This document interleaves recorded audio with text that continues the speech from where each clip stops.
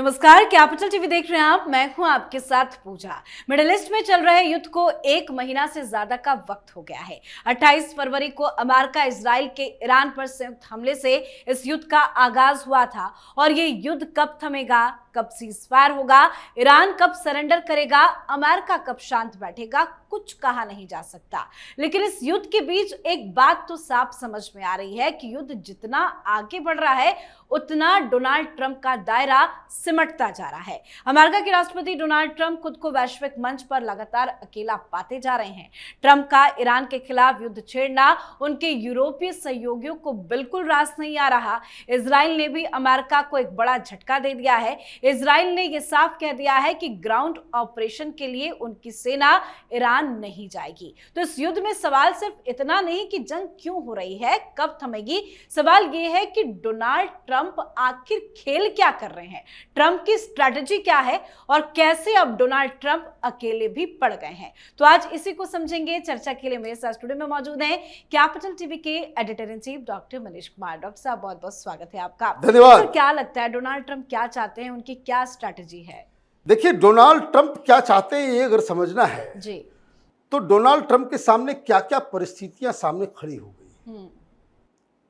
Number 2 कि अब तक वो जो करते आ रहे हैं उसके पीछे का लॉजिक क्या है।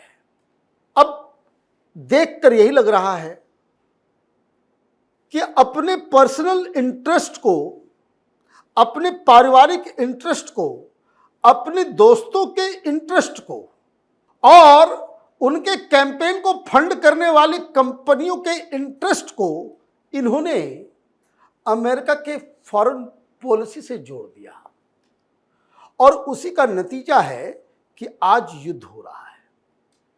2-3 चीजें। एक रिपोर्ट आई, फाइनेंशियल टाइम्स ने बताया कि ये जो रक्षा मंत्री हैं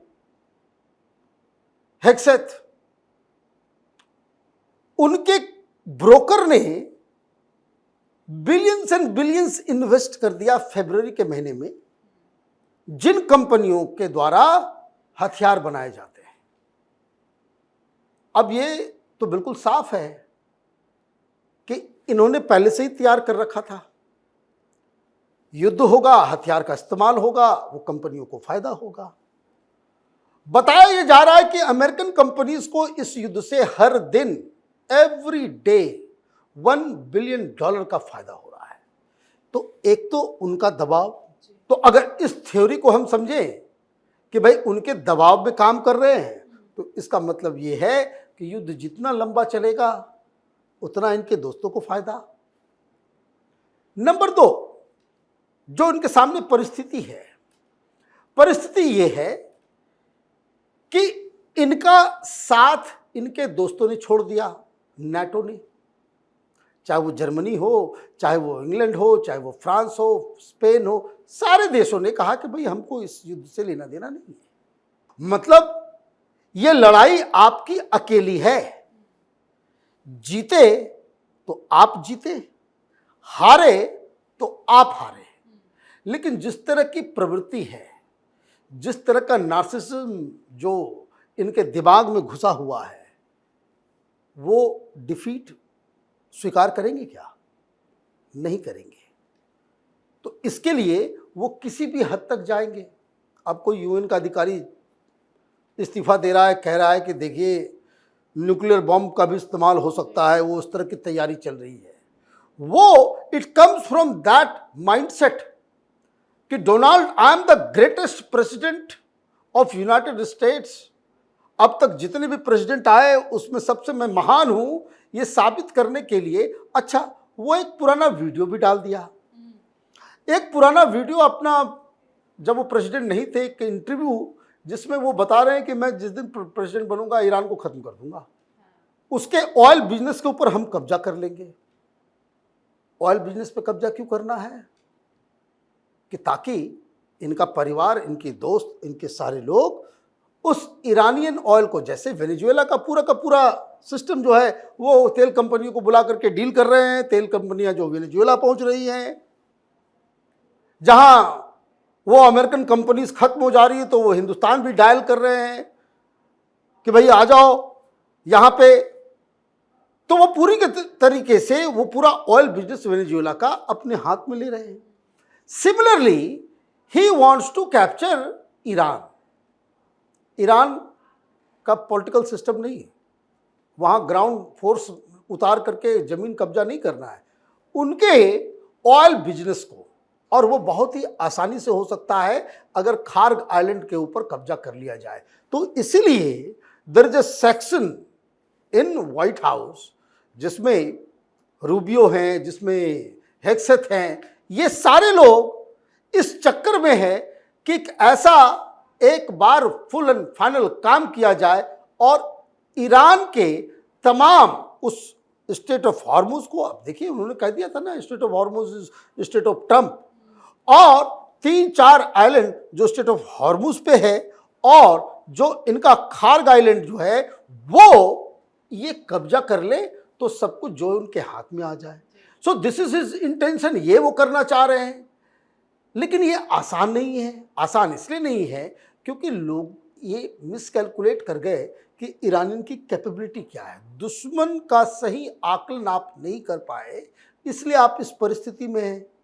और आपको अब जब इस तरह का मैसेजेस आपने ऑलरेडी दे दिया, anything less than that will be considered Donald Trump's defeat. America नहीं हारेगा, यह भी ध्यान समझ लीजिए। अमेरिका नहीं हारेगा, ट्रंप हारेंगे, वो इनको बर्दाश्त नहीं होगा। नंबर 3, जो उनका जो सबसे बड़ा जो अभी डोमेस्टिक प्रॉब्लम है वो ये है कि वहां ऑलरेडी विरोध प्रदर्शन शुरू हो गए हैं। 11,000 जगहों पे लाखों लाख लोग उसमें पार्टिसिपेट कर रहे हैं, कहीं छोटा कहीं बड़ा। और इस युद्ध को अगर वो खत्म नहीं कर सकते, जीत नहीं सकते, तो ये प्रोटेस्ट चलता रहेगा। जीत गए तो इनका जो अगला लक्ष्य है वो अगला लक्ष्य ये है कि नवंबर के अंदर जो वहां चुनाव होने वाले हैं वो दरअसल जीतना इनके लिए बहुत जरूरी है। अदरवाइज सीनेट हो या कांग्रेस हो, दोनों ही जगहों पे डोनाल्ड ट्रंप माइनॉरिटी में आ जाएंगे। वो राष्ट्रपति बने रहेंगे लेकिन कांग्रेस या सीनेट से कोई भी अपना बिल पास नहीं करवा पाएंगे। He will become a lame duck president, जो शक्तिहीन विषहीन है।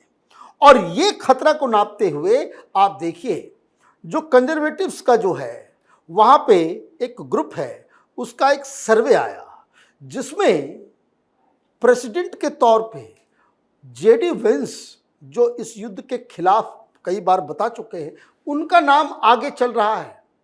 मतलब पार्टी का भी भरोसा डोनाल्ड ट्रंप से उठ रहा है। तो ये सारी चीजों का इलाज क्या है? इन सारी चीजों का इलाज बस एक ही है कि कम व्हाट में आपको ये युद्ध जीतना पड़ेगा। अगर आप नहीं जीते, अगर आप जो आपने ऑब्जेक्टिव्स जो वहां पे लगाए हैं कि रिजीम चेंज करना है, वहां के ऑयल और वो जो स्टेट ऑफ हॉर्मुज है उसके ऊपर अमेरिकन आधिपत्य स्थापित करना है, आप अगर नहीं कर पाते हैं तो आप न घर के रहेंगे न घाट के रहेंगे। आपके डोमेस्टिक जो पकड़ है वो भी जाएगी और दुनिया में डोनाल्ड ट्रंप को कोई अभी भी कोई सीरियसली नहीं ले रहा। लेकिन बाद में भी अब और उनके द्वारा दिए गए थ्रेट्स, और इसलिए देखिए चीजों को डाइवर्ट कर रहे हैं। ग्रीनलैंड फिर उन्होंने शुरू कर दिया, अभी क्यूबा को कह दिया। अब देखिए स्थिति ये हो गई कि अमेरिका के जैसे हिंदुस्तान पाकिस्तान है वैसे अमेरिका और मैक्सिको है। मैक्सिको ने कहा कि भाई क्यूबा की मदद के लिए हम आएंगे, ये ह्यूमैनिटी का मसला है। अब डोनाल्ड ट्रंप चारों तरफ से वो घिरते चले जा रहे हैं। और सबसे बड़ी समस्या कि जो बातचीत का जो दायरा आप बढ़ा रहे हो, ये पाकिस्तान जैसे दलाल स्टेट्स को जो है आप तरजीह देने की कोशिश कर रहे हो, उससे क्या हो रहा है? उससे समझ में ये आ रहा है कि आप अपने दामाद, अपने दोस्तों का इस्तेमाल डिप्लोमेटिक एंडेवर्स में आप कर रहे हो, जिसे ईरान ने रिजेक्ट कर दिया। अब पाकिस्तान और ये जो बातचीत का दायरा है, ईरान ने रिजेक्ट कर दिया, इजराइल ने रिजेक्ट कर दिया, सऊदी अरब उसको यकीन ही नहीं है। तो कहने का मतलब ये है कि ये बातचीत कोई फ्रूटफुल रिजल्ट नहीं देगा, मतलब लड़ाई आगे चलती जाएगी। जितना ज़्यादा ये लड़ाई आगे बढ़ेगा, अमेरिका को, उसकी साख को, उसकी इकॉनमी को ज़्यादा नुकसान होगा। और ऐसे में जब नुकसान इस कदर होगा तो डोनाल्ड ट्रंप के पास कोई दूसरा रास्ता बचेगा नहीं। ये कई सारे लोग कह रहे हैं कि ग्राउंड फोर्स नहीं उतरेगा, खार्ग आइलैंड के ऊपर जो है कब्जा नहीं कर पाएगा। आपके पास कोई दूसरा, आपने इतना ज़्यादा मकड़जाल अपने आसपास क्रिएट कर लिया। कभी कभी आप वो देखते हैं कि वो स्पाइडर जो होता है, मकड़ी, वो जाल बुनना शुरू करती है तो मालूम चलता है कि इतना ज़्यादा बुन देती है कि उस जाल में वो खुद ही फंस जाती है। कई बार आप देखेंगे कि मकड़ी की जाल में मकड़ी जो है फंसी हुई है।